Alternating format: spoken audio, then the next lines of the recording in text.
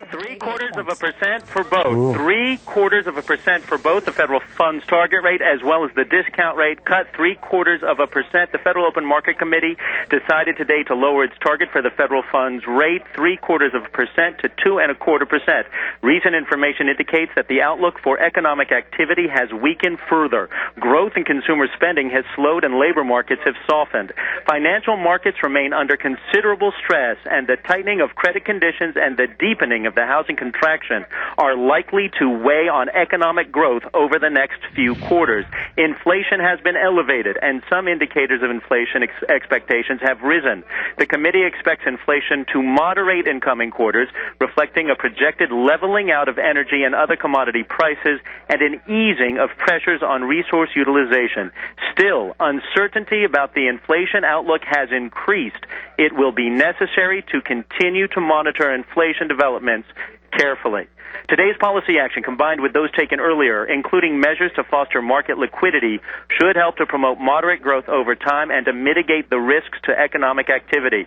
However, downside risks to growth remain. The committee will act in a timely manner as needed to promote sustainable economic growth and price stability.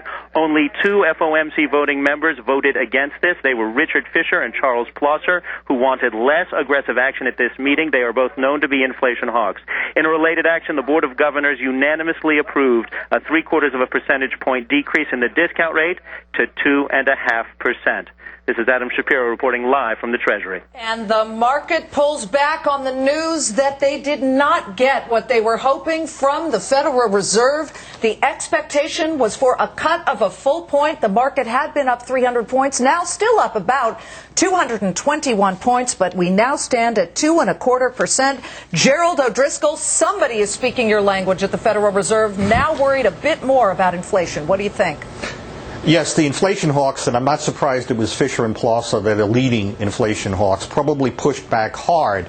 And then the Fed decided that in the language to signal that if more cuts were needed, they would do it. So they're trying to please both sides of this debate. Clearly, this was a compromise between the two dissenters and the general expectation for a full point. And in a collegial kind of FOMC that Ben Bernanke runs, that's what you would expect. But this is clearly a compromise. Neil, what do you make of that? Because, again, Fisher and Plosser wanted less aggressive action. Right. But they all wanted inflation. rates cut, so the only degree was by how much. What's interesting, too, is I liken it to your kids if they're expecting 2 bicycles at Christmas, right? And they only get 1. And they're whining about the 1, all right? 0.75 point is a huge cut. But if your expectation was for a full percentage point, you know, Let's get down to Phil Flynn for a second. Phil, what's the floor like right now? Total shock right now. I'm telling you that. You know, usually when you get these kind of an announcements, you can hear the reaction immediately. And I think there was a lot of shock in the market that they got 0.75 point. Obviously, that's why you got the big move in the Dow. But I'll tell you this, in a weird way, this is probably the best news you can get if you're a stock market player. I think that a lot of traders are going to look at this decision by not getting that full point and say, hey, wait a second here. You know, things were so bleak on Sunday night and over the weekend with the Bear Stearns thing. Now, all of a sudden, the Fed doesn't cut rates as aggressively as most thought they would. Maybe the Fed feels that maybe they've got their hands around this crisis a little bit. And even though we initially got that disappointment, maybe later in the day we can turn this whole thing around. This might be a good buying opportunity. Maybe, guys, they're just looking at the fact 2.25 isn't a hell of a lot to go to 0. Well, so we need some ammunition, something in our arsenal, just Powder in case. Yeah, maybe. Yeah, Neil's right. He's right. Yeah. Gerald, do you want to weigh in here, other than agreeing with the big boss man here? I think that I don't think that Plosser and Fisher are probably alone. They're just alone in being willing to dissent and be aggressive. I think anybody that's been around as long as some of those people on the FOMC have been around have got to begin to be concerned. But, you know, let's face it. I think they know that they're handling the really bad part of it through the discount window. That's where the resolution of this problem is going to be, is that I credit them for some of the imaginative things they've done in terms of the lending through the discount window. We want to bring Peter Schiff in here because, again, that's what a lot of people are saying. It's the imaginative works of the Federal Reserve, not cutting short-term interest rates, but what they did with the discount window. Well, it's going to work magic here. First of all, it's ridiculous. Somebody is saying a 75 basis point rate hike is hawkish. It shows how much lower we've set the bar here. Actually, Ben Bernanke is giving Alan Greenspan a run for his money in the race to be the worst Fed chairman in U.S. history. He should be raising interest rates. He should not be cutting them. The dollar is falling through the floor. Look what's happening to prices around the world. This is irresponsible. We cannot do this. The cost that we're going to bear from this... Wait, but you don't think that a financial panic would be deflationary? No, what they're doing is creating inflation. It's not a panic. No, but they're trying to... Right. I mean, don't you think that what we're seeing right now would be No, I think it would be better if we just bit the bullet, let these assets fall in value. They're overpriced. Save the dollar. Let the chips fall where they may, and work on a real reform. Hold on. Not just try to sweep it under the rug. Hold on. We want to go to the floor of the New York Stock Exchange. Quickly mention, too, gold has turned negative. Gold is turning down about $7.20. Peter Schiff, your comment on that. Well, gold can't be up every day. But look at the trend. It's over $1,000 an ounce. And it's going up because the government is debasing our money, and that's all Bush is promising to do, and Bernanke is promising to do, is create more dollars, drive the value of our money down, so prices can go up, and we can pretend. But the banking system is deleveraging at a rapid rate. What the Fed is pumping in, the banking system and the shadow banking system of Wall Street is taking out, and that is still putting pressure on the number one price we haven't even mentioned in this whole period. Housing will still be under pressure. This takes a little bit of pressure off of mortgage resets on ARMs, but only a little bit. But that is still the main deflationary pressure. The biggest asset in the U.S. economy. No, it's not, though. Deflating. But that's an asset. That's not a price. And in fact, the cost of home ownership is going up because mortgage interest rates are going up, maintenance costs, taxes are going up, insurance is going up. Being a homeowner is becoming more expensive, especially if you factor in the cost of depreciation. The housing market is clearly weak and weakening, and I want to ask Neil, do you think federal taxpayer dollars come into this to prop up the housing market, which is the root of this whole problem? Well, I will agree with Peter on this. I think it's a mistake to do that. I think there's an argument that, I've heard the too big to fail argument that you got to help and protect big entities so that you restore stability in the markets. I just think it's a slippery slope in postponing the reality here that eventually, I know we've done it in the past. We've just done it with Bear Stearns. We've done it at Continental Bank in '84. We did it with Chrysler in 1980.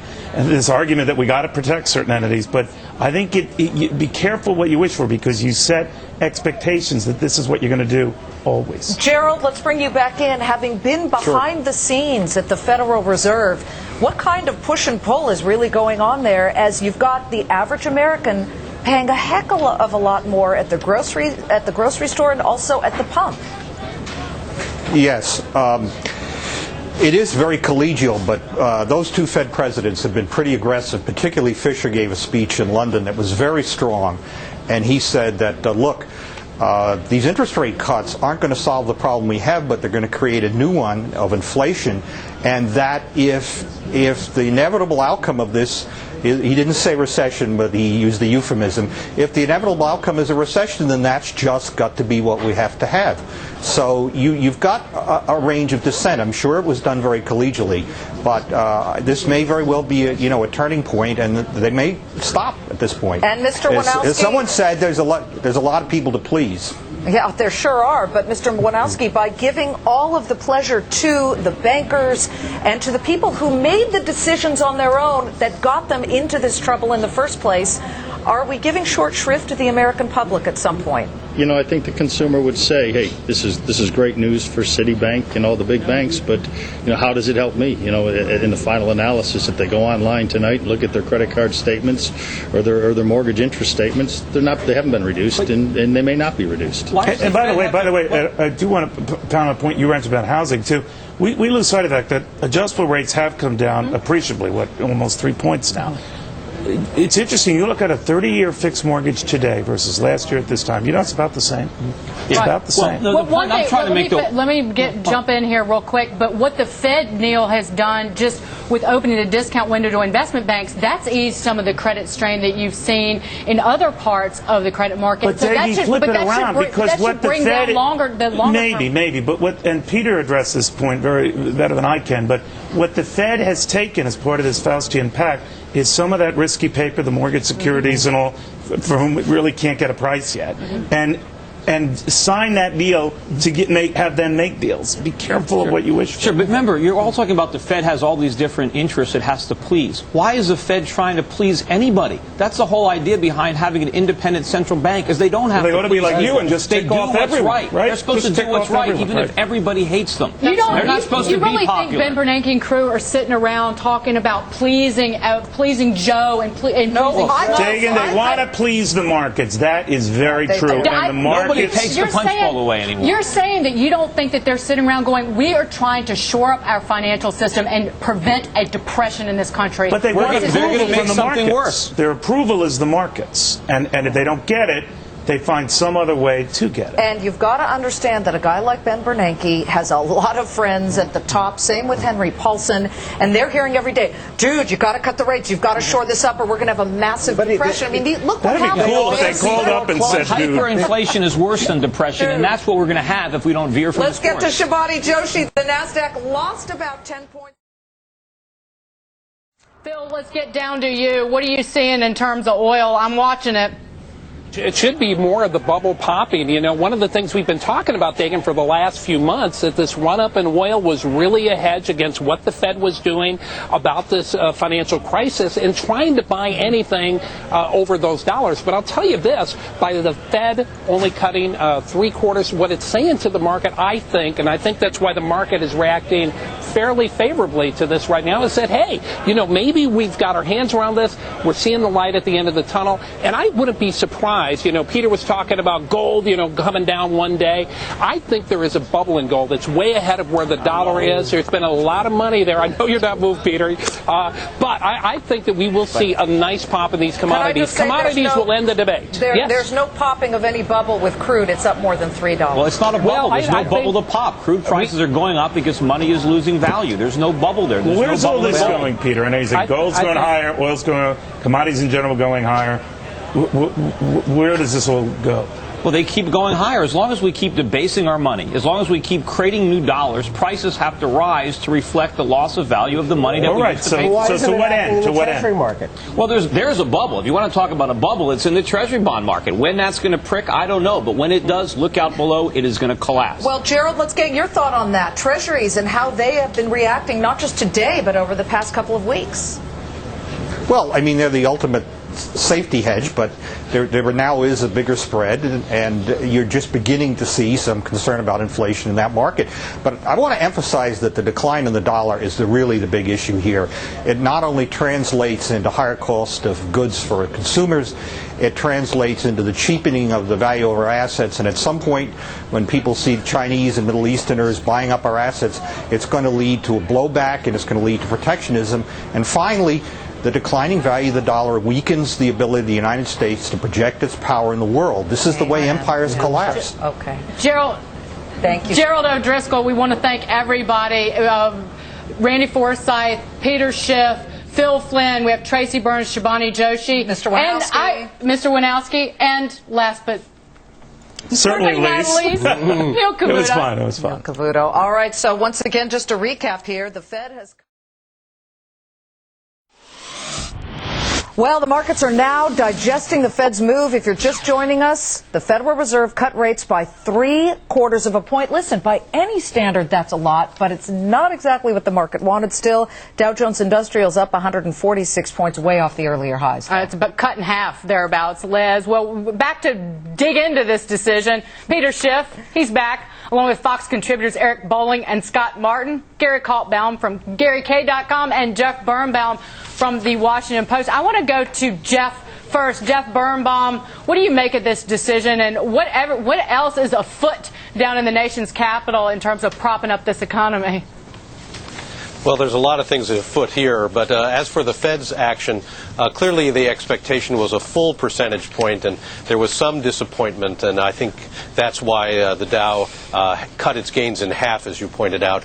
But it was clearly a signal, in my view, that the Fed was worried about inflation. By pushing the accelerator a little too hard, they're afraid that other problems, for example, with the price of oil, other kinds of inflation, are the kinds of things that the Fed worried about, and by shaving expectations by a quarter percentage point, they sent the signal that they really do want to help the economy, but not ignite inflation so that it might create a bigger problem than the inflation in a variety of commodities is already creating. Well, as Scott, for Washington, yeah, I'll answer that later. I just want to jump in. We want everybody to get a chance here. Scott Martin, sure. Not igniting inflation. Oil's jumping higher now by $3.13. I mean, look, every time the Fed makes one move, action, reaction. And I think there are the unintended consequences as well. But what do you make of this decision today?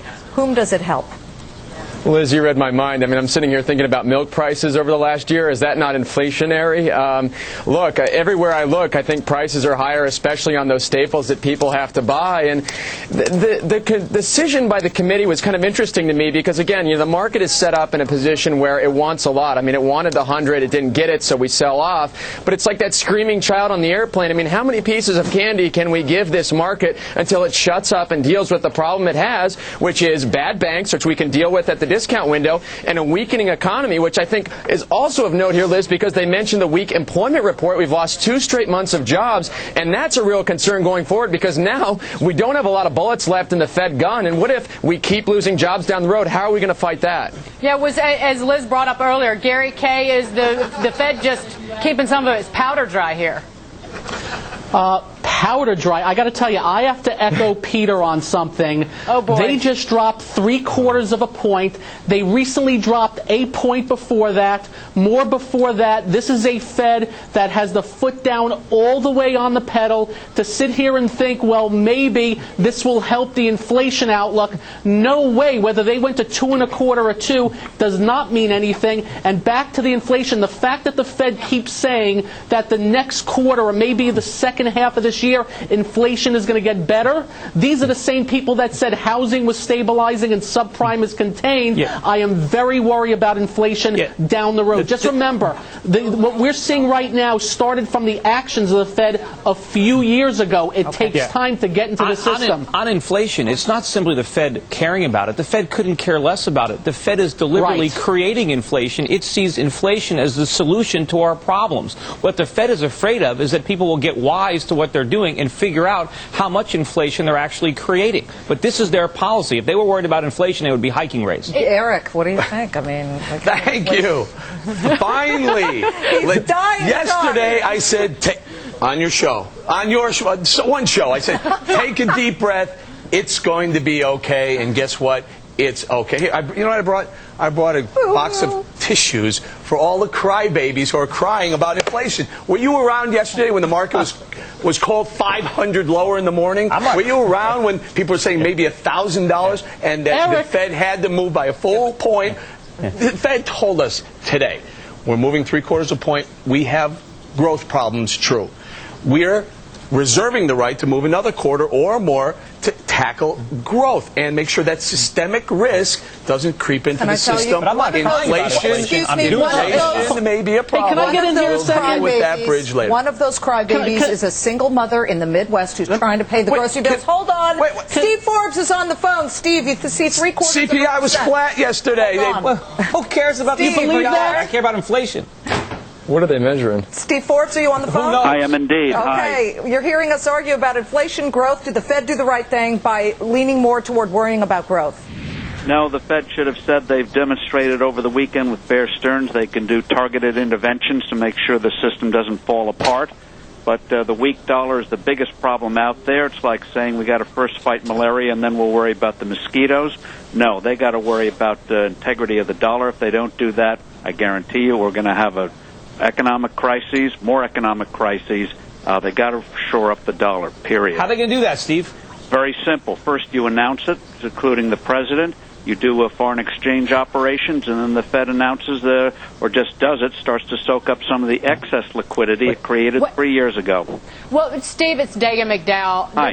But the markets have been able to cope with a significantly weaker dollar. The market has not coped with the market has not coped with a significantly weaker dollar. When you look at the performance of the U.S. markets in recent years versus those overseas, it has been a miserable performance, especially given what the economy did. We grew China in 4 years. Investment is declining in the U.S. Companies are clutching their cash. This thing is a long-term problem, and the Fed is so far ignoring it, and so is the White House, which surprises me. Although, Eric Bolling, the president just came out and said, we'll do more if it's necessary, but the more that he's talking about is the more that Steve Forbes thinks is not a good idea. Well Steve, I want to get to a question to you real quick, if I may.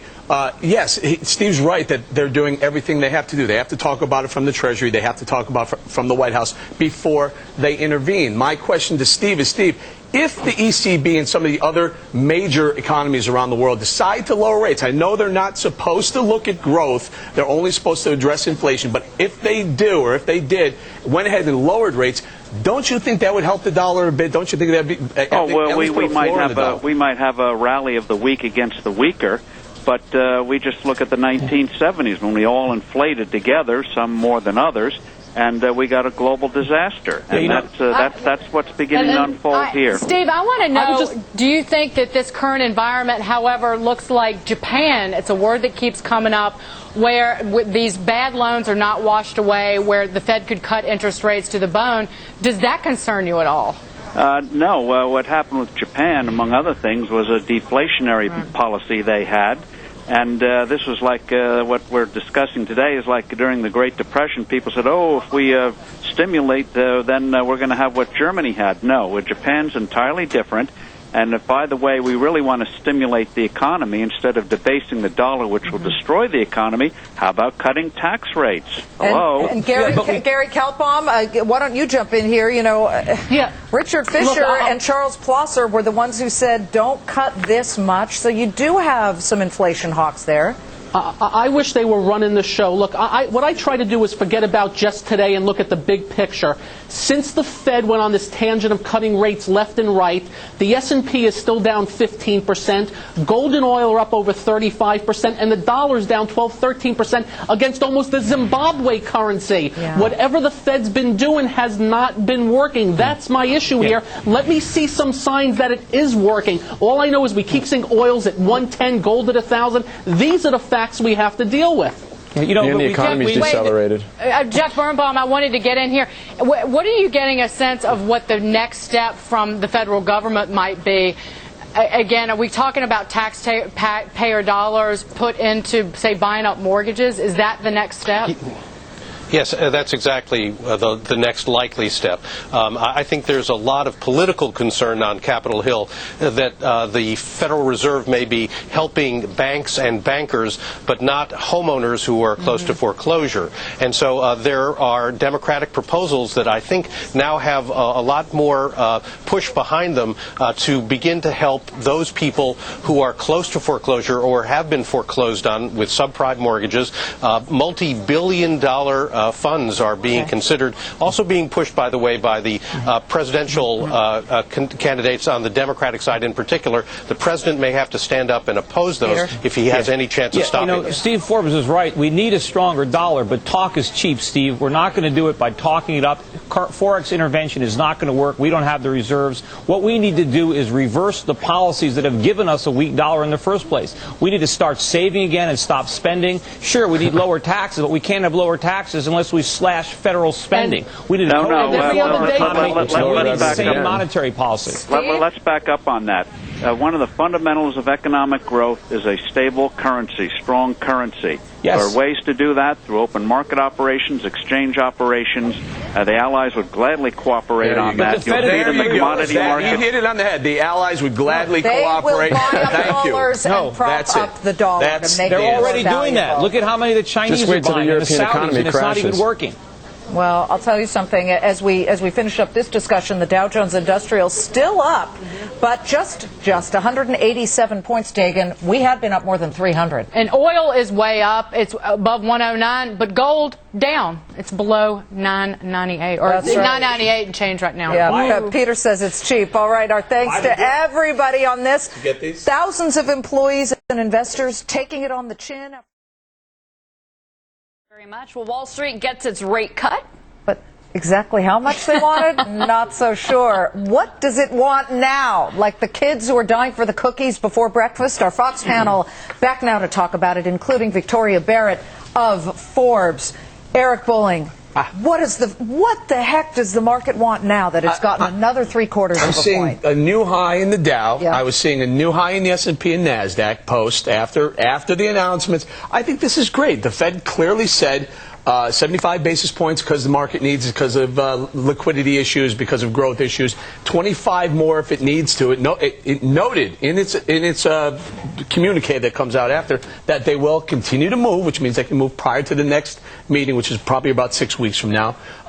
And that's all good news. That means the economy isn't as bad as everyone thinks, as bad as Peter says with the dollar weekend. By the way, the dollar is up from the announcement. It was down on the day, and it is up since the announcement. But the point is, 75 basis points. You would have thought the dollar would have gotten crushed after that, right? No, the dollar's up and gold is down. So listen, all bets are. I figured it out. I figured it out. Let's bring in Victoria really quick. Victoria, you did see a lot of stronger language in the statement this time around, as maybe that was taking the markets up right now. Well, there was a lot stronger language around inflation, which isn't a good thing. You know, I think we've seen this happen before. We've seen this play before where the Fed lowers rates, the market responds positively, and then the next day we have a down day. I don't see why this is going to be any different because the fundamentals are still very weak. Exactly. Gary Kalpom, is anybody a little annoyed that the Fed is cutting and slashing and burning in the wake of banks like Bear Stearns getting themselves into these problems? Bear Stearns had 2 funds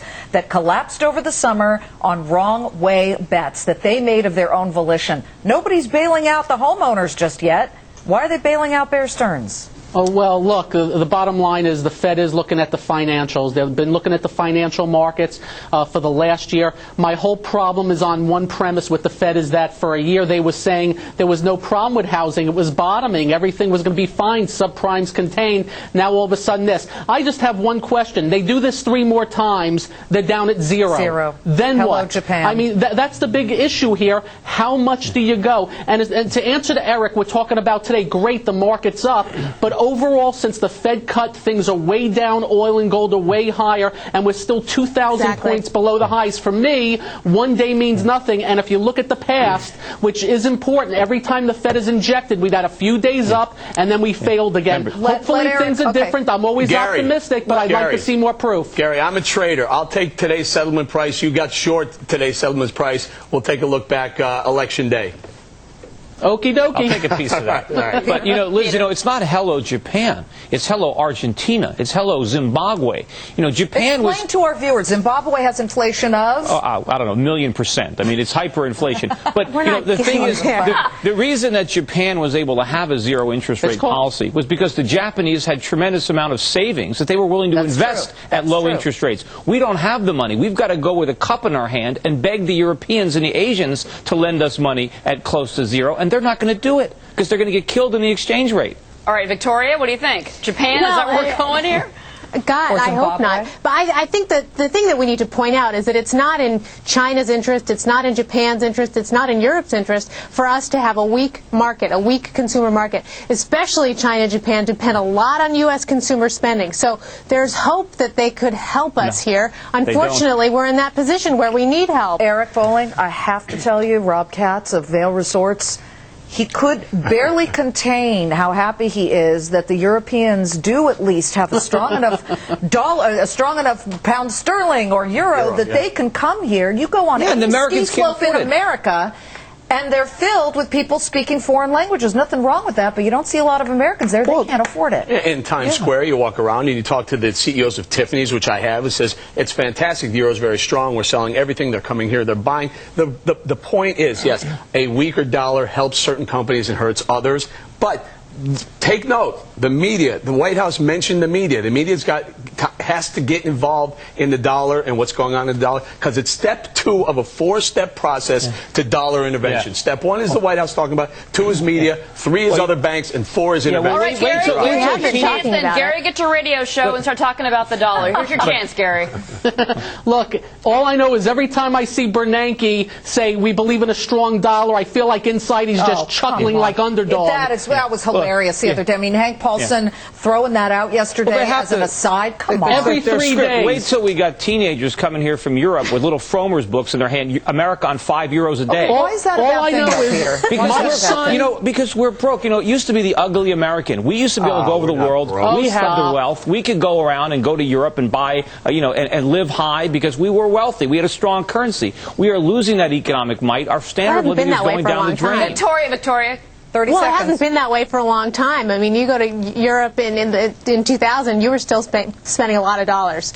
Yeah, it's been a while. It goes in cycles. We were going there on $5 a day. We are still the consumer to the world. We are always going to be the consumer to the world. The world is catching up, but we're still. Not if we keep going this way, though. Ooh, 2 against 1, Eric. Hey, I know, I'm tired. Come on, no. You know what? China will be the consumer to the world someday. Not yet, but that's a good thing too, because then we will. Then we'll be selling goods to China. They're the producer to the world, and they'll be the consumer. All right, gang, that's it for now.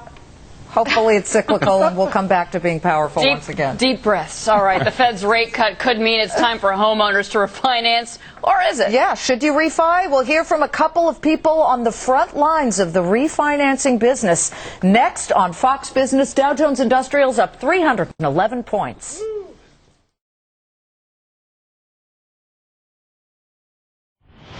Just about 9 moments before the close, make that 8, and the Dow is soaring after the Fed cuts interest rates by 3/4 of a point. All right, is the rally going to continue? Looks like it's going to make it. Our Fox panel back for last looks on this one. Eric Bolling, Peter Schiff is with us, Victoria Barrett, and of course Gary Kaltbaum. So Gary, what do you think? You think that this rally is going to continue into tomorrow? I'm going to give it the last 7 minutes of the trading day. Yeah, look, here's what I think happened here in the last couple of days. The worst news possible came out near the lows, sucked out all the last sellers of this last drop. I think this low is going to hold for the near to intermediate term. I believe there'll be more upside. I suggest probably around 13,000, then we reevaluate. Okay, Victoria Barrett, you have the Dow, the NASDAQ, and the S&P all up, some close to 4% now at this end of the trading session. These are huge jumps, not to mention the Russell up more than 4%, nearly 5%. Do you think that this rally continues? Well, what's interesting to me and what I think is a sign of strength is that it's so across the board. I mean, you've got Walmart up, you've got Google up, you've got Citibank up, you even got the housing sector up. That, to me, is a good sign. I mean, it's a sign of health and confidence in the market, which is what's really been lacking. I mean, the past couple of days have been frightening for investors. I mean, just not knowing what's around the corner. We still don't really know what's around the corner, but it's a sign that the confidence might be coming back. Tracy Burns, you're with us at the New York Stock Exchange, I believe. Is the confidence still there for us? You know what? There's definitely a buzz down here that hasn't been in a long time. People are running around, and all across the tape are buy orders. People are buying. They're putting their money in, and it's not short covering like we've seen in the past. So there is a little bit more confidence down here than there's been in a long time. No one by any stretch is saying we're done, but definitely more confidence than we've seen in a while. You know, Goldman Lehman this morning, actually, while we talked about how their earnings weren't great, but at least they beat expectations, what they did do is tell us that, you know what, maybe the investment banks are not collapsing after all, and that, I think, was a vote of confidence. And as far as the Fed, yeah, the market wanted 1% cut, but I think when they digested it, they realized that, one, if they got that full 1%, that would mean there's ominous stuff out there, still scary stuff out there that they had to go that low. And two, of course, this gives them wiggle room for May. So in the end, I think everyone was pretty happy, and clearly they are, because we're like looking at 400 points up pretty soon. Although, I would imagine, Peter Schiff, you don't believe in this rally having legs beyond today. Well, I don't know about beyond today. I mean, it could be a short-term bottom, technically, but I wouldn't imagine the bottom would hold up very long. I think the bear market is still with us. I think ultimately we are going to make new lows, so I wouldn't get excited about this rally, and I think the dollar is going to continue to slip away. So even before we make new nominal lows, if you price the Dow in euros or gold, which is down today, or other currencies, Japanese yen, this market is going to make new lows soon in those currencies. Eric?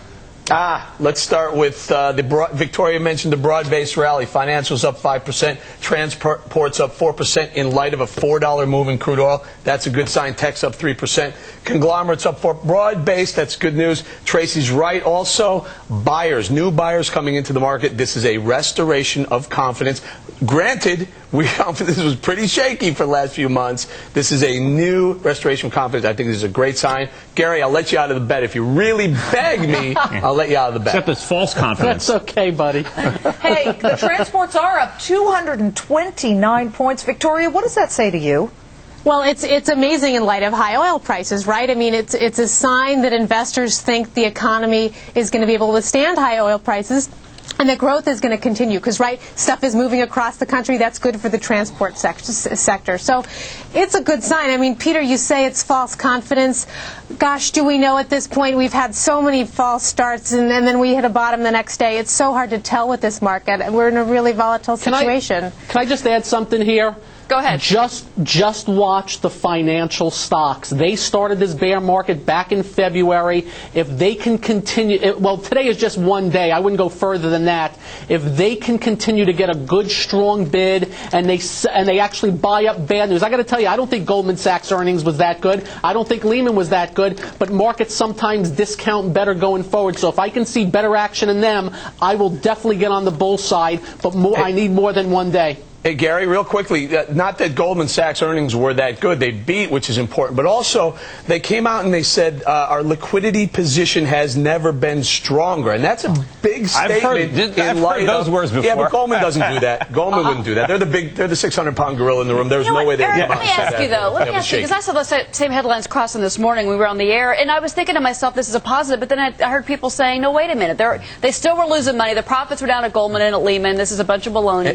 Stocks trading. They were oversold. That's the only reason people bought them this morning. The write-downs were better than they thought they were going to be. Because I got to tell you, by the way, they're going to benefit from Bear Stearns' failure. They're going to get all those clients. Go ahead, Gary Kaltbaum. I don't trust a word these guys says about their financials. These companies don't even know what's in the closet right now. So I'm just happy that the market's reacting well. When I hear somebody say, "Oh, our financials are better. We mark to this market or that market," I don't trust a word they say. I think there's probably more to come. The good news, the reaction was good, and that's what I want to say. Gary, what do you make of the fact that yesterday, if you bought Stearns for $1.99, today it's $6 and change? I think the stock is shooting the middle finger up at J.P. Morgan right now and saying you paid too little and something's going to get done here. I think this was a shotgun or tried for a shotgun marriage, and I think it was way under what price they're worth. Just look at what the building is worth. I believe that's worth $1.2 billion. Yeah. Only if you can unload the liabilities on the Fed.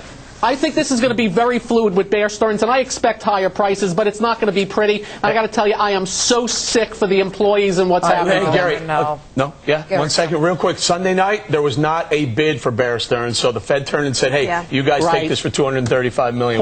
We'll give it to you." Well, I can't argue. Again, without the Fed in there to take all the liabilities and the bad debt, there would be no bid. Except that people, I go back to what Gary Kaltbaum said. How do you know what these guys are saying about their own companies? Alan Schwartz came out last week and said, we have enough money to keep operations going. 48 hours later, that was a big lie. And now the SEC sending them letters saying, we are possibly considering investigating you, Victoria. Yeah, but I got to tell you, Chris Cox was also out there as head of the SEC playing attorney for Bear Stearns. So the SEC is going to regulate Bear Stearns now and Alan Schwartz when Chris Cox did the same thing. That's a very good point. It's a bizarre world with what we've been saying. He's doing exactly what Paulson is doing. He's trying to talk his way out of a mess. Well, Eric believes that you got to do this, or else we've got a depression on our hands. You have systemic problems. Systemic risk turns into a real problem. We already have those problems. The problems were when we blew up the bubble, not that it burst. Corporate. Last word for me. Corporate earnings are great outside the financials. That's a good point too, Victoria. You know, the companies aren't falling apart outside of financials. Yeah, well, half the earnings for the S&P That's a great point. I think the consumer is going to get hit though going forward. That's inevitable. 30 seconds to the closing bell. Cheryl and I are just stupefied because, the market expected a full point cut in Fed funds rates. They got 3/4 of a point. Usually the market shows its disappointment. Today, it did not. You really want to hope that with the thrust of confidence Eric Bolling is talking about is taking hold, and it's going to keep hold tomorrow morning at 9:30 a.m. Eastern time. But there you have it. The Dow closing 398 points higher. Who knew? With a 3/4% rate cut from the Fed. And in the last couple of seconds, the NASDAQ, that's Eric clapping, ekes out a 4% gain at the NASDAQ. So this is a relatively...